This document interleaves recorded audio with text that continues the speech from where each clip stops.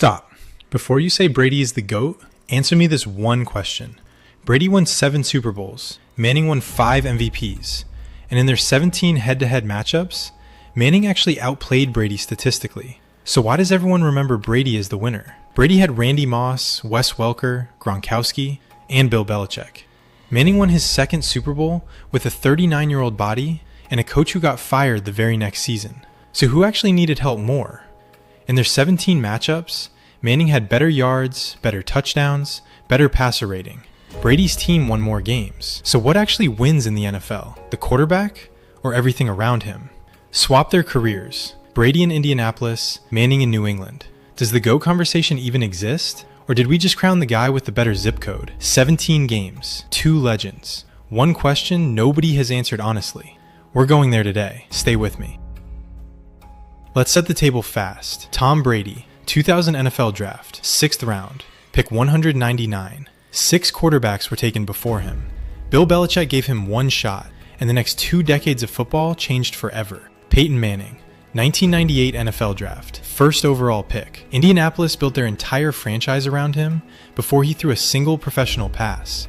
Between 2001 and 2015, these 2 quarterbacks shared the same conference, the same era, and owned every single conversation about what greatness at this position actually looks like. Head-to-head, they played 17 times. Brady won 11, Manning won 6. Sounds decisive, right? Here's the problem. Manning outgained Brady in passing yards in most of those matchups. Higher passer rating, more yards per attempt, better yardage numbers across the board. Brady's team just kept winning, and that gap between individual performance and team outcome is where this whole argument lives. Brady gets his shot when Drew Bledsoe goes down with an injury. He doesn't light the world on fire. He manages, he protects the ball, and at the end of that season, the Patriots win the Super Bowl. Manning watches from home. The media's first reaction? Brady is a system quarterback, Belichick's game manager. Put anyone back there and they win. And honestly, that wasn't an unfair question, because in those first few years, Brady wasn't putting up Manning-level numbers. Manning was already one of the most prolific passers the league had ever seen, but Brady kept winning. And Manning kept losing, specifically to Brady. Their first 6 head-to-head matchups, Brady won all 6 straight. Manning couldn't figure it out, but here's what the scoreboard hid. Go back and watch that 2003 AFC Championship film. Manning threw 4 interceptions, 3 of them to 1 cornerback, Ty Law. The Patriots intercepted him 4 times, recorded 4 sacks. The final score was 24-14, but it was never that close. Now ask yourself, was that Brady beating Manning, or was that Belichick designing a defensive straitjacket so suffocating that even the most cerebral quarterback in NFL history couldn't breathe inside it? Because those are 2 completely different stories. One is about a quarterback, the other is about a system.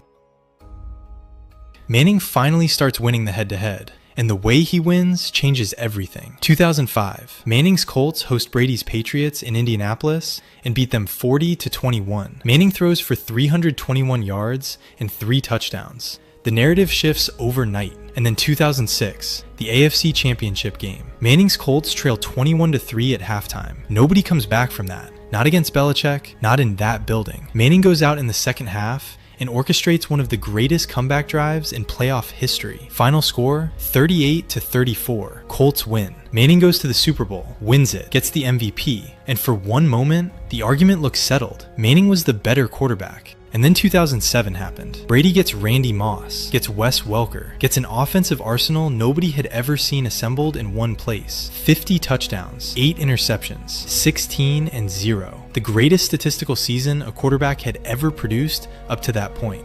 Manning that same year had a solid season, but nobody was even watching. Brady had absorbed every spotlight, every conversation, every highlight package. And here's the part that stings if you're a Manning fan. Peyton Manning has the greatest statistical season in NFL history. 55 touchdowns, 5,477 passing yards, both records at the time. The AP MVP vote, 49 out of 50 voters choose Manning. The one dissenting vote goes to Brady. The AFC Championship, January 2014, AFC Championship. Manning's Broncos host Brady's Patriots in Denver. Manning goes 32 of 43, 400 yards, 2 touchdowns. Broncos win 26-16. Brady is held without a touchdown pass. For one clean, unambiguous moment, Manning looks like the better quarterback on the biggest stage. And then the Super Bowl happens. Seattle, 43-8. Manning throws 2 interceptions. After Manning, pass is too high and picked by Chancellor. Intercepted by Cam Chancellor. Broncos offense, the highest scoring team in NFL history that regular season, scores 8 points. 8. And just like that, the Brady camp says, see, Manning can't win the big one. The Belichick question. Here's the one that Brady people genuinely struggle with. Brady leaves New England. 20 seasons, 6 Super Bowls with the Patriots, the greatest dynasty in NFL history. He goes to Tampa Bay, a franchise that hadn't won a playoff game in 18 years. Year 1, Super Bowl, dominant. Brady people say, see, it was always Brady. It was never the system. And that's a fair point. But here's the counter. Manning goes to Denver in 2012, a team that had gone 8-8 the prior year and made the playoffs on a wild card. Year 1, top seed in the AFC. Both men made every team they touched dramatically better, immediately, without question. So if both quarterbacks elevated every roster they joined, why do we only apply the system argument to Brady?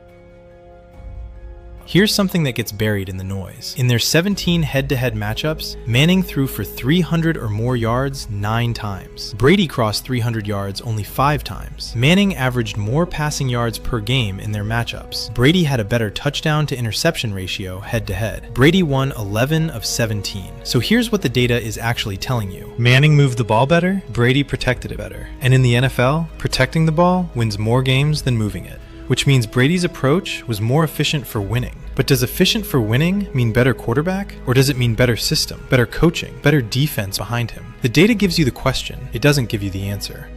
Here's where I have to leave you, and I'll warn you right now, it's not going to feel satisfying. If you put Brady in Indianapolis in 1998, no Belichick, no dynasty infrastructure, just Brady and a mediocre roster, does he win 7 Super Bowls? If you put Manning in New England in 2001, with Belichick, with the system, with that defensive culture behind him, does he finish his career with 2 rings or 12? We will never know. And here's the one that actually keeps me up at night. What if neither of them is the right answer? What if we've spent 25 years debating the wrong 2 quarterbacks? And somewhere in a smaller market, with a worse offensive line, with no weapons, the actual greatest quarterback who ever lived came and went, and we never noticed. Brady and Manning don't leave us with an answer. They leave us with a better question. Not who is greater, but whether we even know how to measure greatness